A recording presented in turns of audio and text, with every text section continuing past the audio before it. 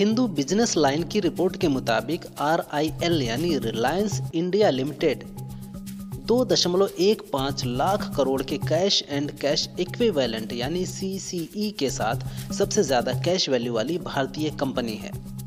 RIL के पास Nifty 500 कंपनियों के कुल CCE का 15% है। निफ्टी 500 कंपनियों का CCE सितंबर 2024 में 35% बढ़कर 14.3 लाख करोड़ रुपए हो गया है। इसके बाद L&T, टाटा मोटर्स, TCS और विप्रो हैं। खास बात यह है कि टॉप 10 कंपनियों में अडानी ग्रुप की कोई कंपनी नहीं है। मध्य प्रदेश के इंदौर में एक कारोबारी के घर फ्रांस की महिला अपने बच्चे को लेकर पहुंची और कहा, मैं आपके बेटे हर्षुल राय की पत्नी हूं। महिला ने दावा किया कि यह बच्चा हर्षुल का है। उसने आरोप लगाया कि हर्षुल ने शादी का झांसा देकर संबंध बनाए और अब वादे से मुकर गया है। दावे को पुख्ता करने के लिए महिला ने हर्षुल के साथ खुद के कई फोटो और वीडियो भी पुलिस को सौंपे। महिला हर्षुल के साथ लगातार संपर्क में थी।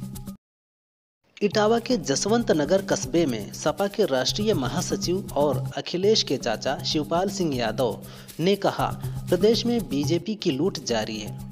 अब नौकरशाही हावी है और वे रिश्वतखोरी व कमाने में लगे हुए हैं। उन्होंने कहा कि ऐसे अधिकारियों की सूची अभी से बनाकर रख लें। सपा सरकार आते ही भ्रष्ट अधिकारी सबसे पहले नपेंगे। वर्तमान सरकार पूरी तरह विफल हो चुकी है और समाज के कमजोर तबकों के साथ अन्याय कर रही है। दिल्ली चुनाव के बीच आम आदमी पार्टी चीफ अरविंद केजरीवाल ने राघव चड्ढा के ट्वीट को शेयर करते हुए कहा, ये तो हद हो गई। रिलीवर को कैसे अंदर नहीं जाने दोगे? अंदर वाले बूथ एजेंट को अगर टॉयलेट जाना है तो क्या उसे बंदी बनाकर रखोगे? उसकी जगह रिलीवर तो जाएगा। ये तो ह्यूमन राइट वायलेशन है। आप बूथ एजेंट्स को बंदी बनाकर कैसे रख सकते हो? कोलकाता एयरपोर्ट पर तैनात एक CISF कांस्टेबल का शव बैरक में फंदे से लटका मिला है। जानकारी के अनुसार घटना कल सुबह करीब 10 बजे की है। घटना की जानकारी मिलते ही एयरपोर्ट पर हड़कंप मच गया। अधिकारियों ने बताया कि कांस्टेबल की आत्महत्या का कारणों का अभी तक पता नहीं चल पाया है। शव को पोस्टमार्टम के लिए भेज दिया गया है और मामले की जांच की जा रही है।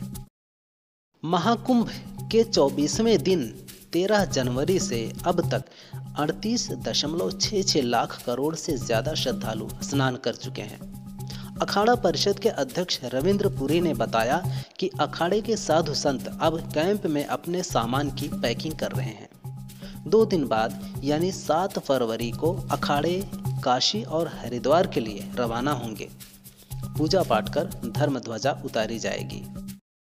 बांग्लादेश ने 5 फरवरी से अगरतला उच्चायोग में फिर से वीजा और कॉन्सुलर सेवाएं शुरू किया। बीते साल 3 दिसंबर को बांग्लादेश उच्चायोग ने सेवाएं निलंबित कर दी थी। उस वक्त हिंदू संत चिन्मय कृष्ण दास की ढाका में गिरफ्तारी का विरोध कर रहे लोगों ने उच्चायोग परिसर में हमला कर दिया था। तब बांग्लादेश के विदेश मंत्रालय ने भारतीय उच्चायुक्त को तलब किया था। इस ऐलान के बाद से भारत से रिश्ते सुधरने की उम्मीद है। महाकुंभ से अखाड़े के साधु संत अब 7 फरवरी को रवाना होंगे। इससे पहले पूजा कर धर्म ध्वजा उतारी जाएगी। बता दें कि अखाड़ों में लहराती यह ध्वजा उनके वर्चस्व, प्रतिष्ठा, बल और इष्ट देव का प्रतीक है। यह राजा का विशेष चिन्ह भी माना जाता है, जिसकी प्रतिष्ठा के लिए अखाड़े हर संभव प्रयास करते हैं। महाकुंभ में पेशवाई से पहले सभी अखाड़ों ने अपने शिविर में शुभ मुहूर्त और शुभ दिन पर धर्म ध्वजा स्थापित की थी।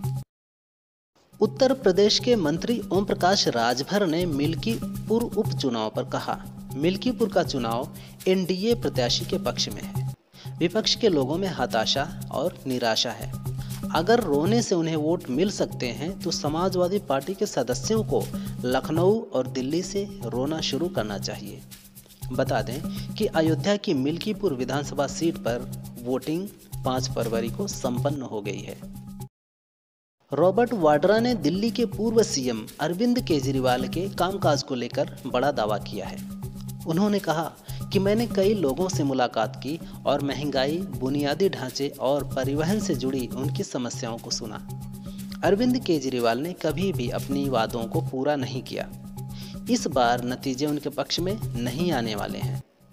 शीला दीक्षित जी की तरह सभी ने देखा कि कांग्रेस दिखावटी सरकार नहीं बल्कि हकीकत है। आईसीसी ने T20 इंटरनेशनल की ताज़ा रैंकिंग जारी कर दी है।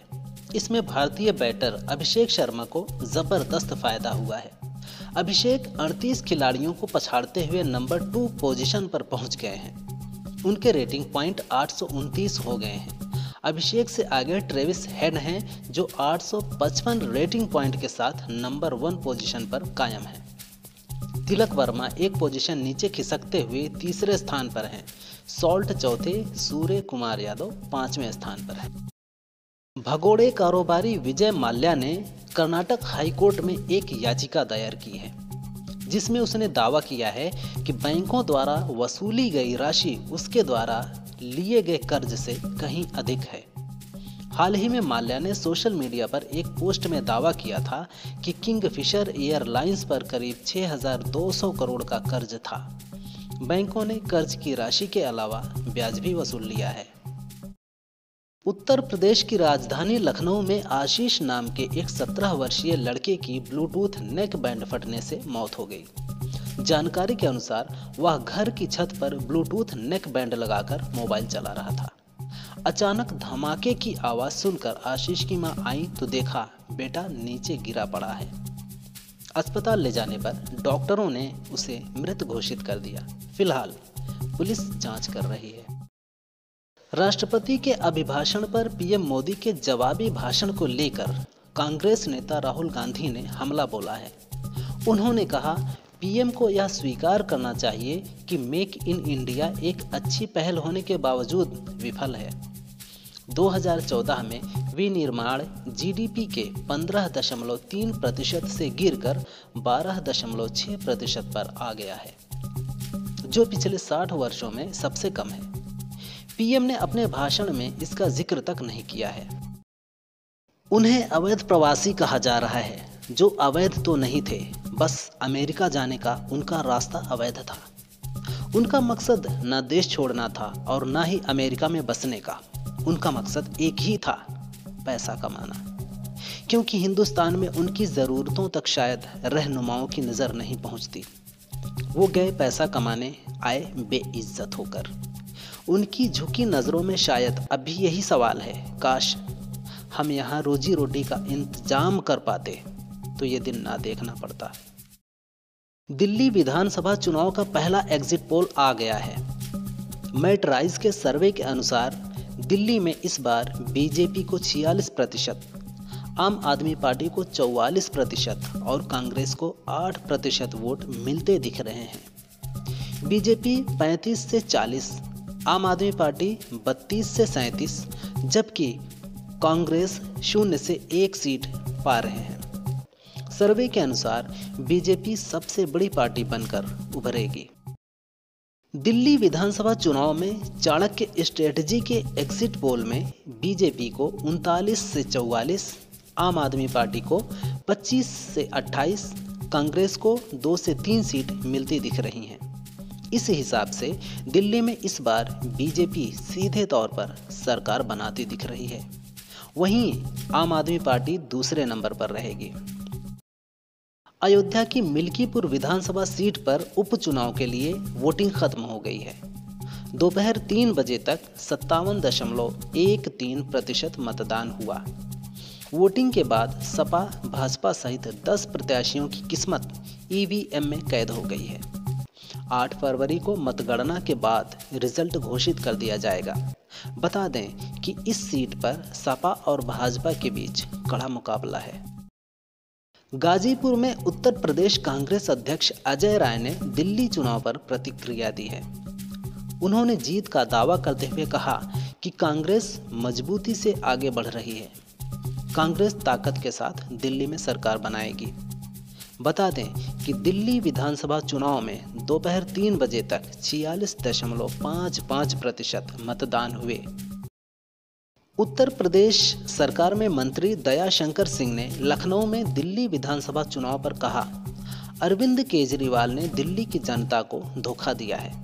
दिल्ली की जनता प्रधानमंत्री मोदी के नेतृत्व में डबल इंजन की सरकार बनाना चाहती है। आज अरविंद केजरीवाल के कैंप में निराशा छा गई है और प्रचंड बहुमत से दिल्ली में डबल इंजन की सरकार बन रही है।